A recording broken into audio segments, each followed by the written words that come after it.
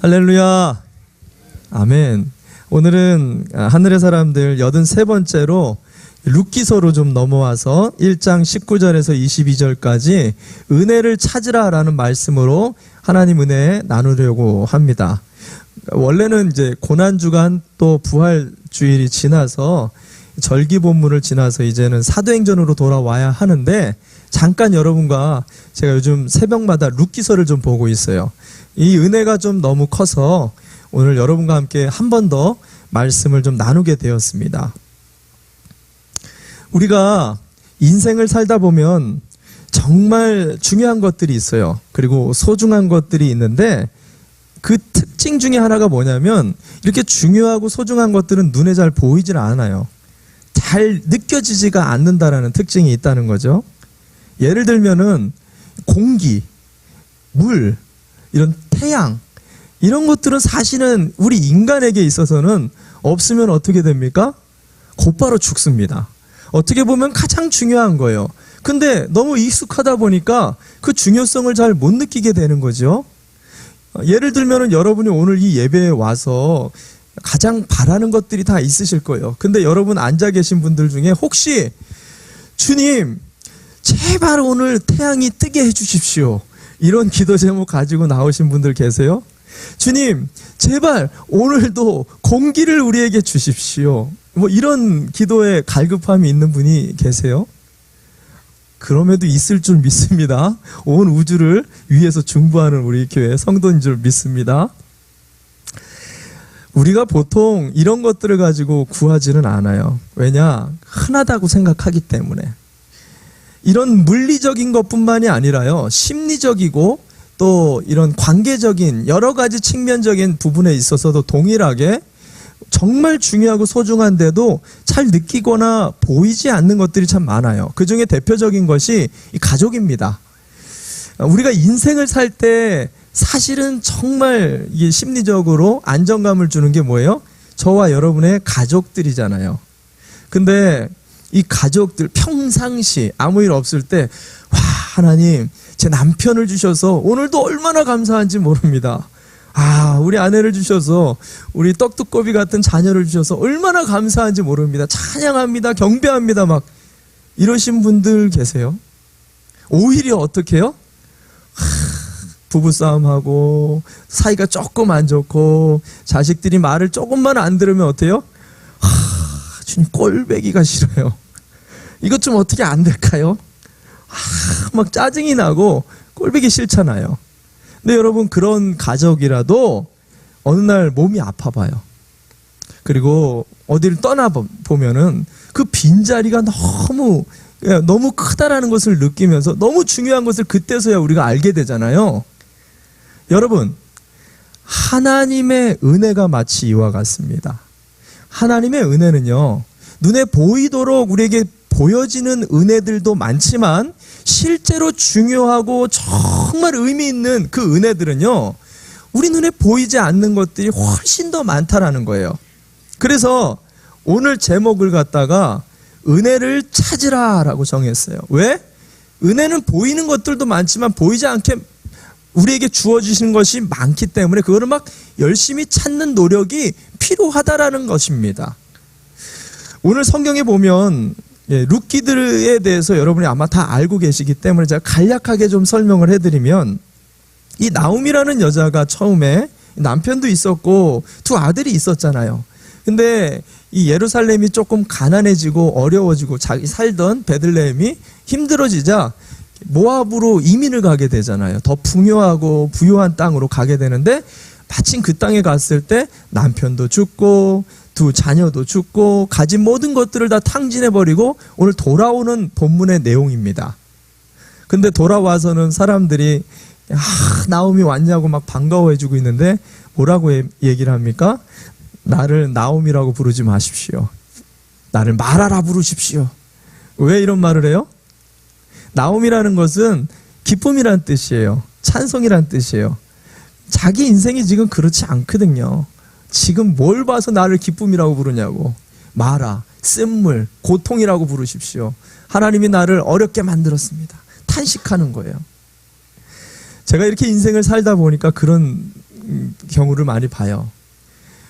어저께는 나오미 같은 막 찬송을 올려드렸던 사람이 갑자기 오늘 어떻게 당면한 모든 어떤 한 가지 일을 가지고 갑자기 그냥 마라 같은 사람이 돼가지고 갑자기 탄식 가운데 빠지고 절망 가운데 빠지는 우리 인생을 그렇게 보게 된다라는 거죠. 이민 생활이 그렇잖아요. 그런 우리에게 오늘 하나님이 뭐라고 얘기를 하세요? 은혜를 찾으라. 보이지 않게 너에게 계속해서 공급해주고 있는 나의 은혜를 찾으라 말씀하고 있다라는 거예요.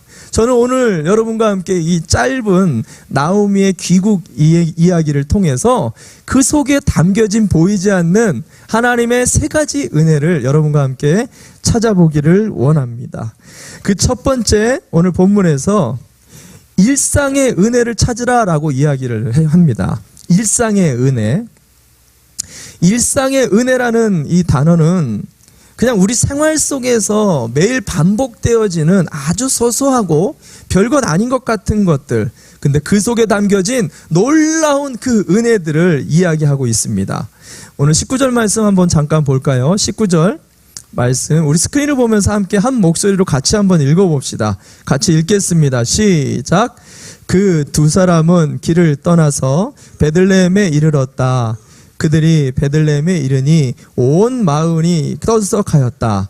아낙네들이 이게 정말 나오미인가 하고 말하였다. 오늘 본문은 아까 설명드렸던 것처럼 나오미 일행이 이 베들레헴으로 돌아오면서 그 귀국하는 이야기를 얘기하고 있는데, 여기서 우리가 놓치지 말아야 될 매우 중요한 일상의 소소한 은혜의 포인트가 있는데, 그게 뭐냐? 모압에서부터 베들레헴까지의 거리라는 거예요. 본문에 자세히 다루고 있지는 않습니다. 근데 모압, 그녀가 있었던 모압 그 땅에서 베들레헴까지의 거리는 약 100km가 돼요.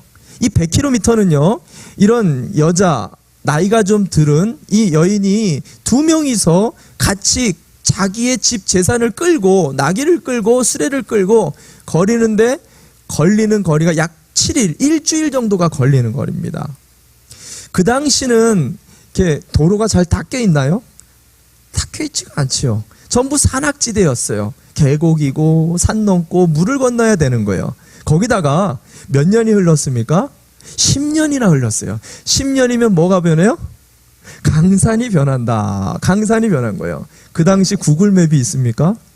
어디가 어딘지 길들이 자꾸 변하니까 이 길들이 10년 만에 가는데 막 헤맬 수도 있는 거예요. 더더군다나 모압 땅입니다. 모압 땅에서 이스라엘로 넘어오는 국경을 넘는 거예요. 이곳에 여자 둘이요, 남자도 없습니다. 여자 둘이서 모든 가업을 다 가지고 재산을 가지고 넘어오는 그 과정에 산적이라도 만난다면, 위협이라도 당한다면, 강도라도 만난다면 여자 둘이 이겨낼 수가 없는 거죠. 이 위험한 길을 갔다가 조금만 생각해 보면은 지금 그냥 안전하게 돌아온 게 기적 중에 기적인 거예요. 은혜 중에 은혜인 거예요. 근데 그녀가 나오미와 지금 베들레헴에 돌아와서 사람들이 막 반겨주니까 뭐라 그래요? 찬양합니까? 감사합니까? 기쁨이 넘칩니까? 아니요, 하나도 그런 것을 하나님 앞에 올려드리지 않고 오히려 하나님 앞에 절망하고 낭망을 하고 있어요. 왜? 일상 속에서 하나님이 보여주시고 있는 인도하심, 돌보심, 더하심, 지키심을 전혀 보지는 못하고 있어요. 자기 앞에 당면한 어려움 때문에 끊임없이 우리의 일상에서 우리의 호흡을 지켜나가시는 하나님의 축복을 전혀 보지 못하고 있다라는 사실입니다. 우리가 이럴 때가 많다라는 거예요. 보세요, 여러분. 우리는 하나님 앞에 은혜 받았다, 이런 것을 어떤 식으로 인식하냐면, 저와 여러분이 어떤 무슨 죽을 질병에 걸렸어요. 그 질병에서 갑자기 기적적으로 기도를 막 며칠 동안 새벽에 나와가지고 기도하고 부르짖고 금식하고 수많은 교회가 기도를 해가지고 갑자기 뚝하니 나았어요. 기적이죠. 큰 은혜를 받은 거예요. 근데 여러분, 더 큰 은혜가 뭔 줄 아세요? 오늘 저와 여러분이 이런 큰 질병에 당하고 있지 않다라는 거. 오늘도 저와 여러분이 건강하다는 거. 이게 어마어마한 은혜라는 거예요. 우리의 자녀들이요, 막 타락해가지고 막 친구들하고 막 술 먹고 담배 피고 막 어려움에 빠지고 방황하고 막 집 나가고 막 마약 먹고 굉장히 어려운 길들을 막 걸어가다가 엄마의 그 모니카의 기도가 같이 막 어거스틴을 변화시키듯이 엄마가 막 주야 불철주야로 기도해가지고 돌아왔단 말이에요.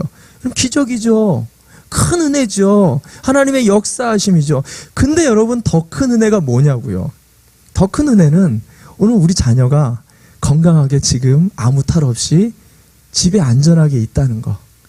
생각해보면 이건 어마어마한 기적과 돌봄과 인도하심이 이미 하나님을 통해서 우리의 인생 속에 역사하고 있다라는 거예요. 여러분, 오늘 오실 때 어떤 길로 오셨어요? 다들 대부분 한두 번은 프리웨이를 탔을 거예요. 근데 여러분이 만약에 오실 때 프리웨이에서 오중 추돌 사고가 탁 났단 말이에요.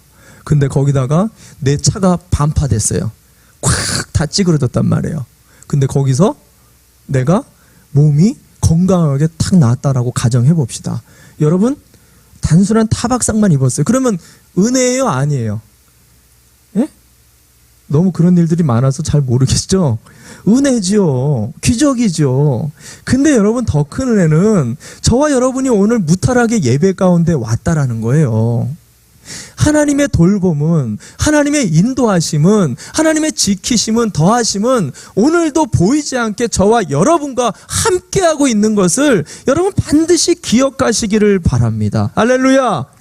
이 소소한 은혜를 하나하나 계속해서 헤아려 볼 때 나오미가 이 마라 같은 인생을 살지만 우리는 나오미로서 오늘도 예배 속에 하나님 앞에 올려드려야 될 찬양과 기쁨을 올려드릴 수 있게 된다는 것입니다. 저는 오늘 이 예배를 통해서 다시 잃어버렸던 하나님의 그 은혜 위에 서는 축복의 자리가 되시기를 바랍니다. 아멘. 두 번째 여러분과 함께 찾고자 하는 은혜는 남은 것의 은혜라는 것이에요. 남은 것의 은혜. 우리는 일상생활 속에 남은 것들의 안에 있는 은혜를 찾을 필요가 있습니다. 사람들은요, 보통 잃어버린 것들에 집중을 하지 남은 것들에 대한 소중함을 잘 몰라요. 오늘 자신을 기쁨이라는 축복의 나옴이라는 이름을 버려버리고 마라로 선택했던 가장 큰 이유가 바로 여기에 있어요. 오늘 20절 말씀 이어져서 한번 봅시다. 20절 말씀 같이 함께 읽어보도록 하겠습니다. 같이 읽겠습니다. 시작. 나오미가 그들에게 대답하였다. 나를 나오미라고 부르지들 마십시오. 전능하신 분께서 나를 몹시도 괴롭게 하셨으니 이제는 나를 마라라고 부르십시오. 왜 마라라고 부르는지 이유도 얘기합니다. 21절 이어서서 봅시다. 시작. 나는 가득 찬 채로 이곳을 떠났습니다. 그러나 주님께서는 나를 텅 비어서 돌아오게 하셨습니다. 주님께서 나를 치시고 전능하신 분께서 나를 불행하게 하셨는데 이제 나를 나옴이라고 부를 까닭이 어디에 있겠습니까? 아멘. 처음 모압으로 이민을 갈 때는 남편도 있었죠. 두 아들도 있었죠. 재산도 풍족했다라는 거예요. 근데 지금 돌아올 때는 아무것도 남지 않았다라는 거죠.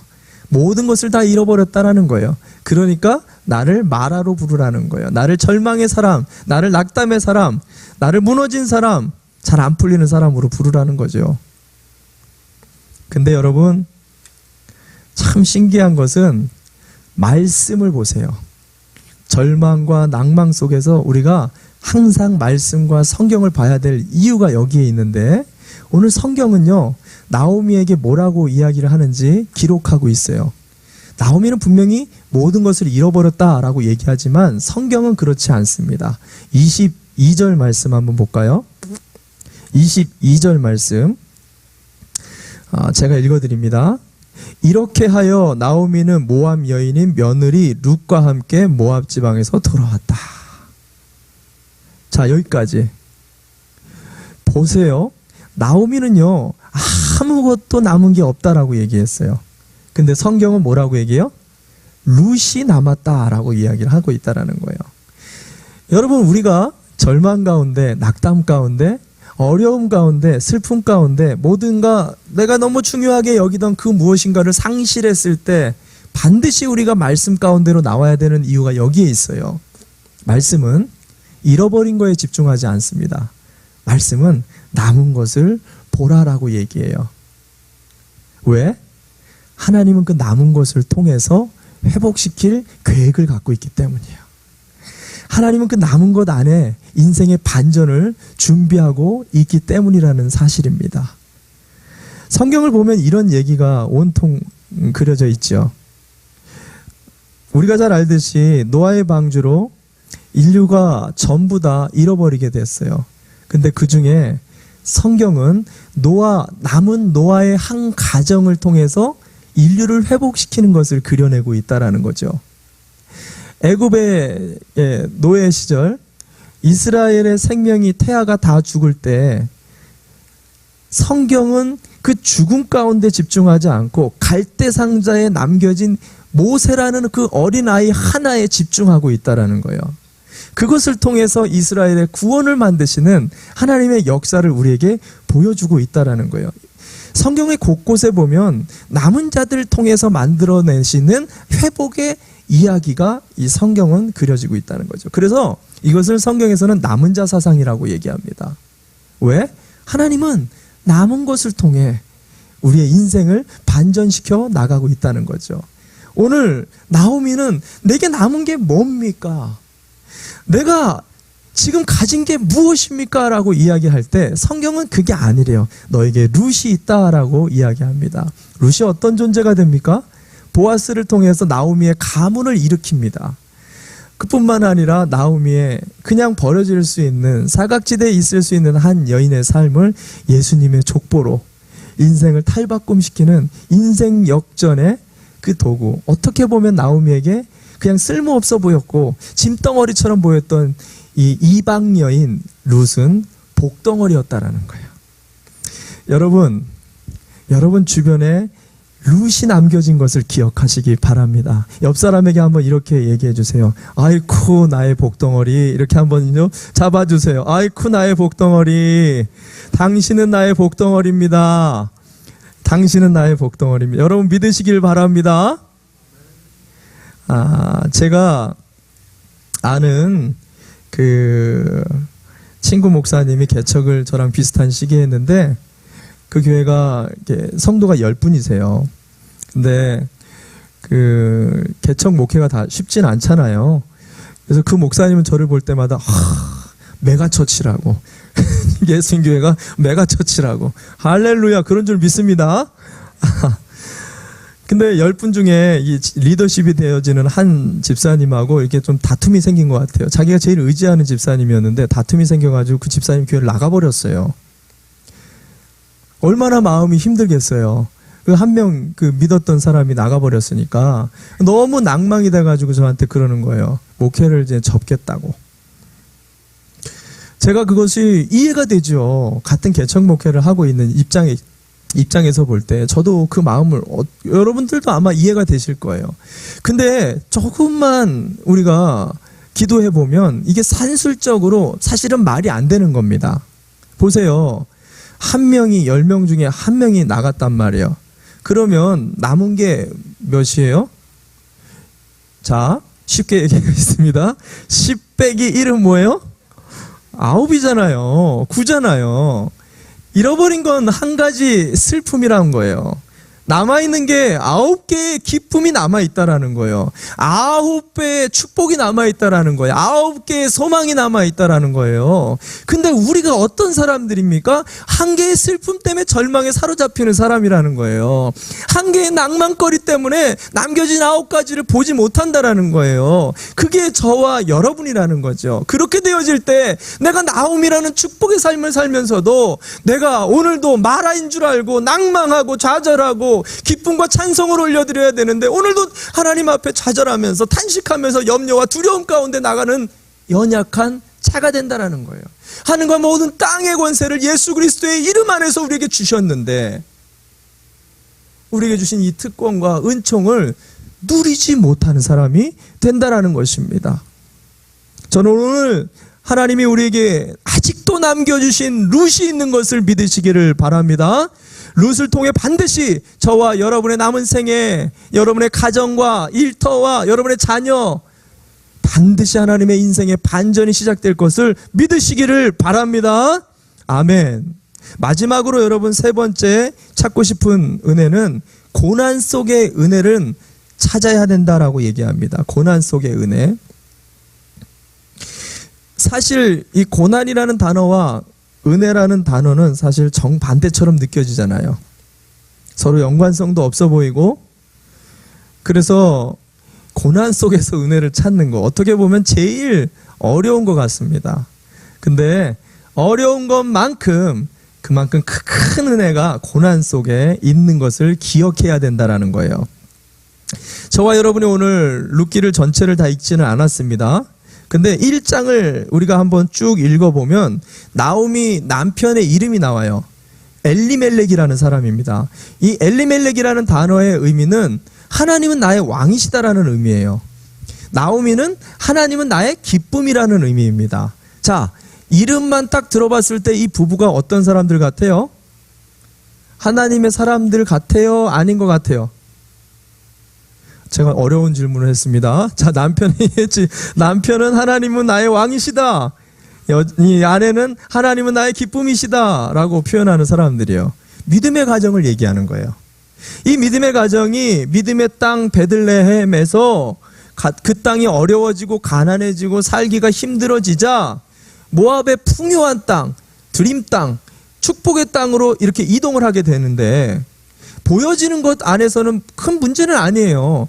그리스도인들도 좀 잘 살고 싶잖아요. 믿음의 사람들도 좀 더 나은 환경을 살고 싶은 게 우리 생각이잖아요. 이게 뭐가 잘못됐겠어요? 그건 잘못된 건 아니에요. 근데 영적으로 볼 때는 어마어마한 타락을 말하고 있는 거예요. 왜 그러냐? 이 모압이라는 족속이 상징하고 있는 것이 영적 타락을 이야기하는 거예요. 모압은 그모스 신이라는 것을 섬기는 민족입니다.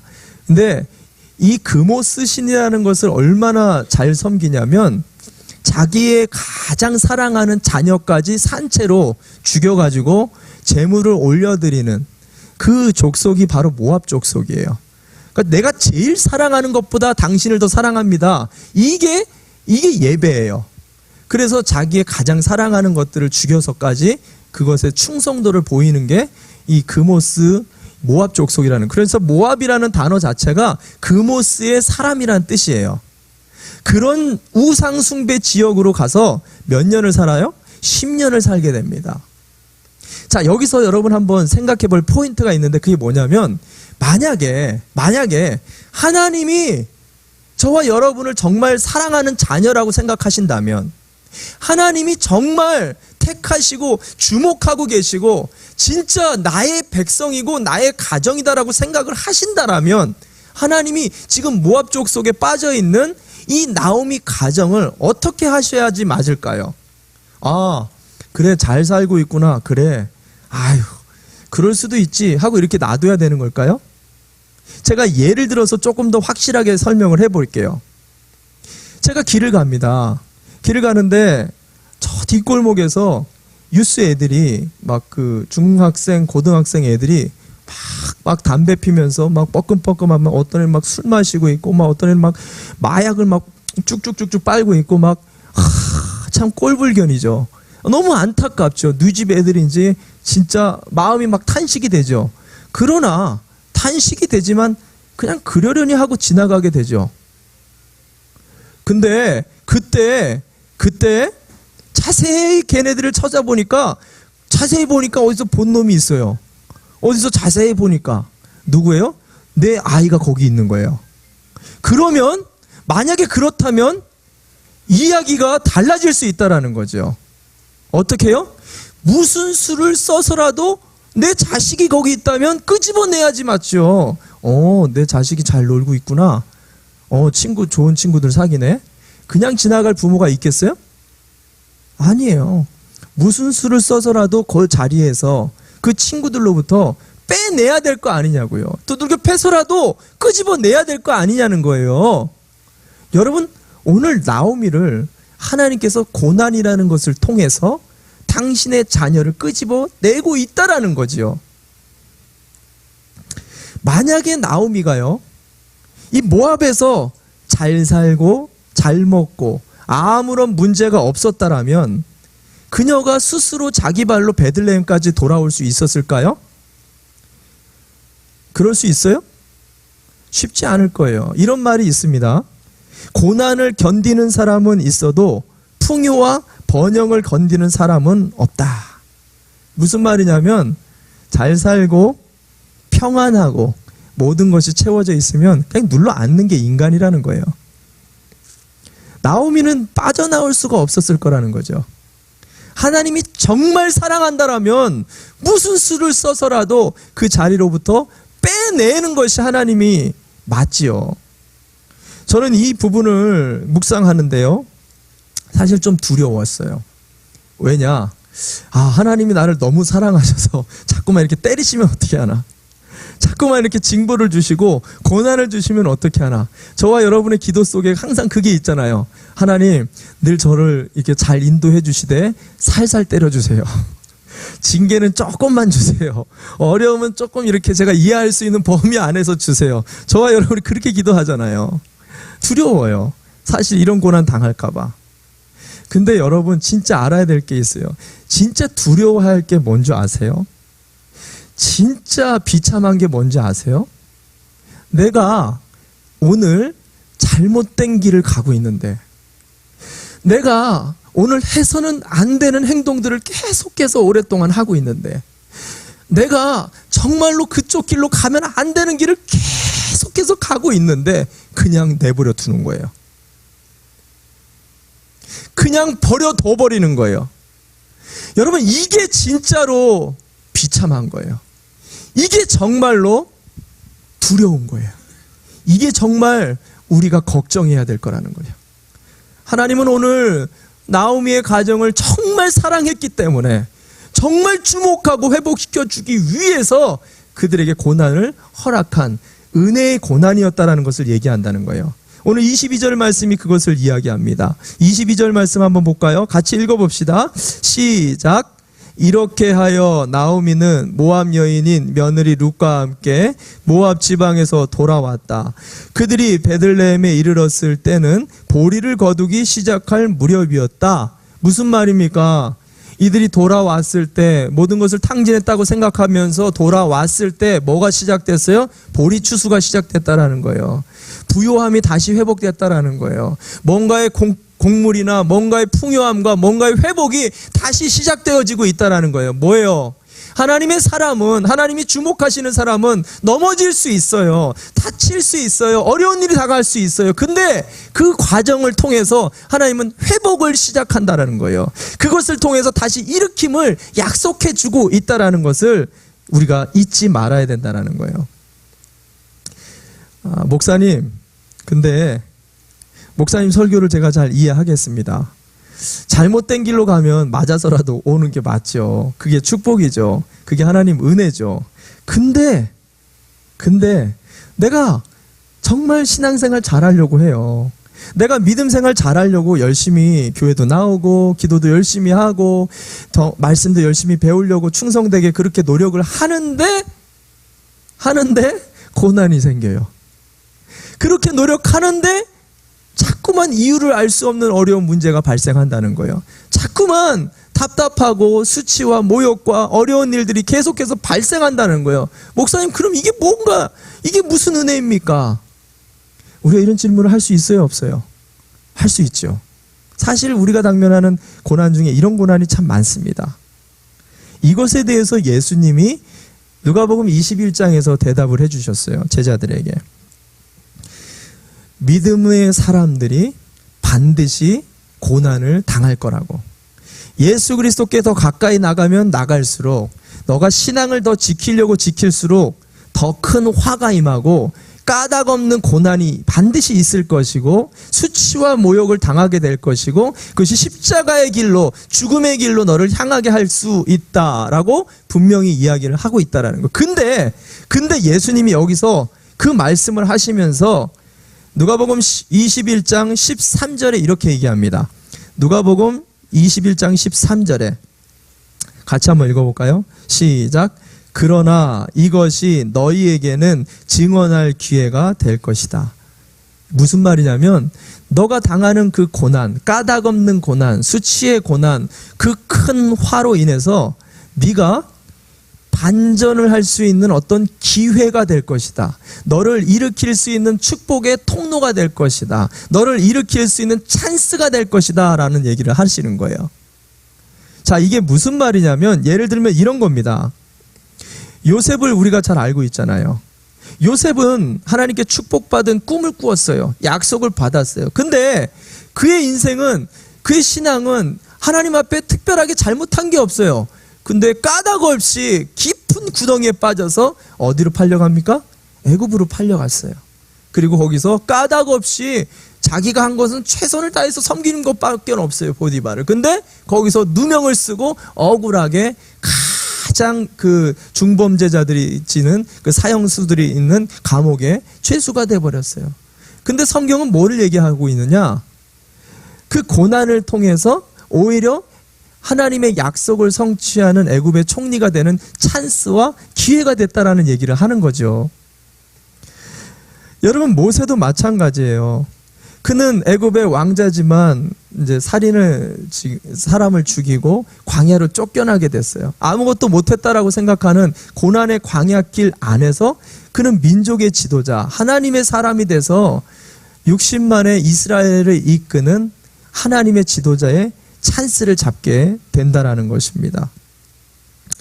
성경에는 이런 식으로 우리가 믿음의 길을 가게 되어질 때 일어나는 수많은 까닭없는 고난들, 까닭없는 어려움들, 수치와 모욕과 큰 화들에 대해서도 하나님은 분명하게 당신의 계획과 섭리가 그 고난 속에 분명히 들어있다라고 이야기를 하며 그걸 통해서 너를 더 크게 만드시고 그걸 통해서 당신의 의를 드러내시고 하나님이 받으실 영광의 재료로 사용해 주신다라는 거예요.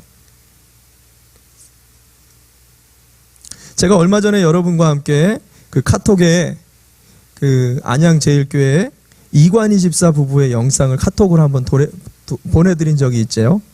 보신 분도 있고 뭐 못 보신 분들도 계실 텐데 거기 뭐 교회 오빠라는 KBS에서 만든 영상이 있습니다. 나중에 한번 참고로 보시고 그 이관희 집사라는 분이 젊은 신혼부부잖아요.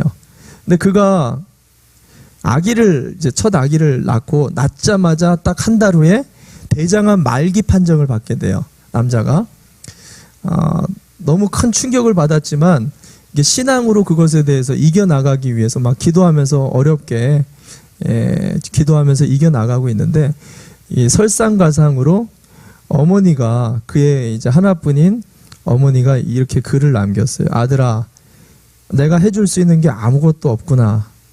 이 글을 하나 남기고 자살을 해버립니다. 자기가 몸이 아픈 것도 굉장히 고통스럽고 죽음을 앞에 하는 두려움도 있었는데 어머니까지 설상가상으로 죽게 되니까 살 희망이 없는 거예요. 그 어려움과 고초 속의 마지막 항암을 잘 이겨내는 그 다음 곧바로 자기 와이프가 혈액암 말기 판정을 받게 돼요. 제가 이 과정을 보는데 여러분 영상을 보시면은 아마 많이 은혜가 되실 텐데 마치 욥과 같다라는 것을 보게 돼요.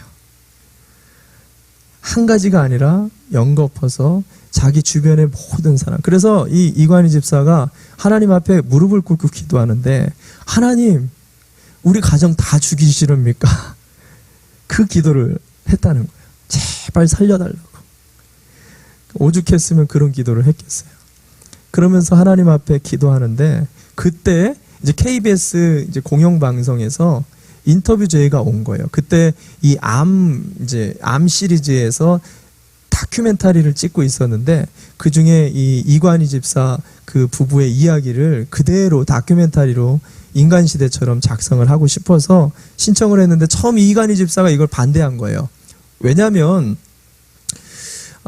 그리스도인들이 그런 생각이 있잖아요. 뭐가 좀 성공하고 기적적인 삶들을 살고 잘 풀려가지고 사람들에게 간증을 해야 된다라고 생각을 하는 게 있어요, 우리가.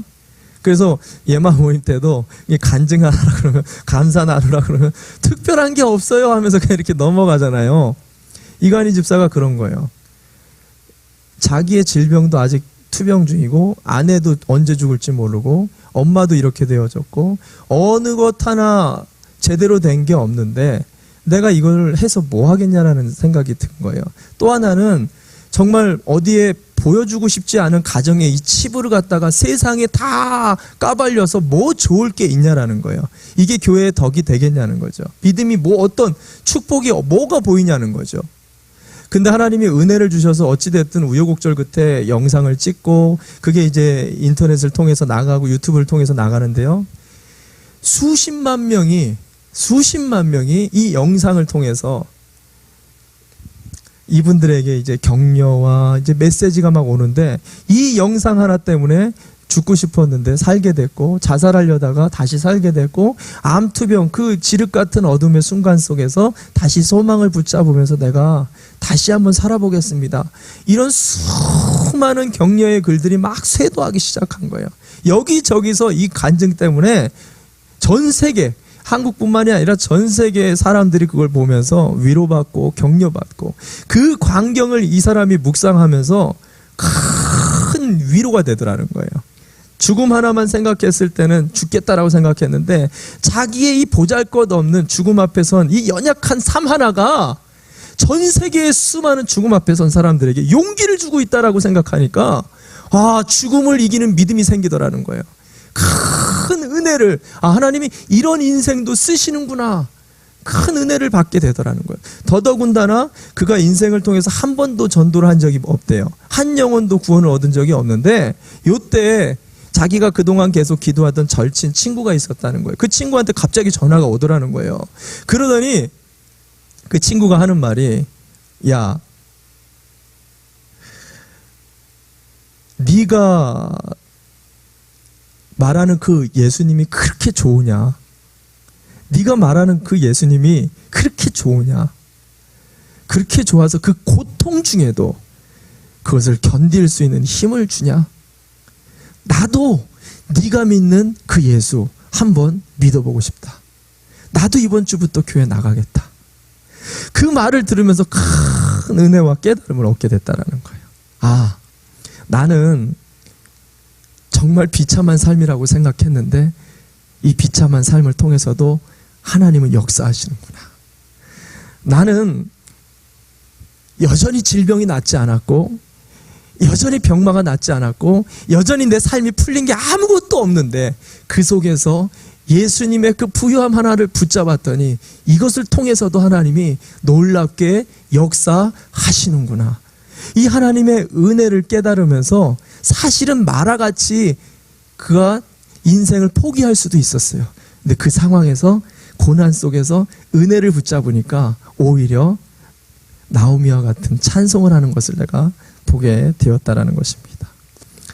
제가 무슨 말을 하고 싶은 거냐면 하나님이 정말 사랑하는 사람들, 저와 여러분의 인생 속에 고난이 있다라는 거예요. 근데 이 고난은 우리가 잘못해서 당하는 고난일 수도 있습니다.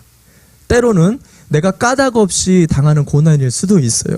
때로는 믿음이 더 자라나기 위해서 받는 고난일 수도 있다라는 거예요. 근데 중요한 사실은 어떤 고난이 됐든지 간에 그 모든 고난 안에는 하나님의 섭리와 은혜가 흐르고 있다라는 거예요.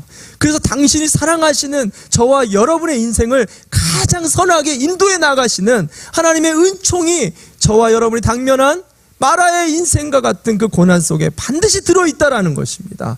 오늘도 저와 여러분이 이 고난을 붙잡고 그 은혜를 붙들고 나오미와 같은 찬양을 올려드려야 된다는 사실입니다.